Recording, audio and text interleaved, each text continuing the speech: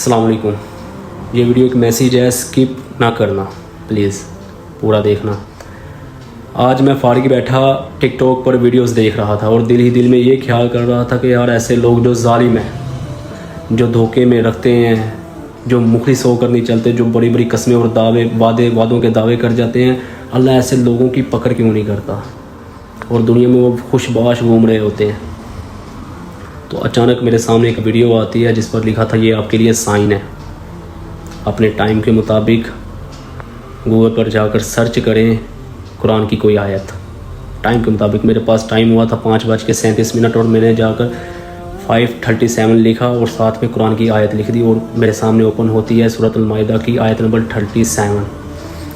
मैं उस आयत को ओपन करता हूँ, उसका तर्जुमा देखता हूँ। उस पर लिखा था ऐसे लोग, मैं इसको इत्तफाक बिल्कुल नहीं समझूंगा, सीरियसली। ऐसे लोग आग से निकलना चाहेंगे मगर निकल नहीं पाएंगे। अब ये वीडियो आपके लिए एक मैसेज है। आप भी अपने टाइम के मुताबिक जाकर, अगर आप कोई परेशानी में हो, आपको किसी सवाल का जवाब चाहिए, अपने टाइम के मुताबिक जाकर आप कोई भी गूगल पर आयत सर्च करें, टाइम के मुताबिक आपके लिए कोई साइन होगा। जज़ाकल्लाह खैर। अल्लाह हाफ़िज़।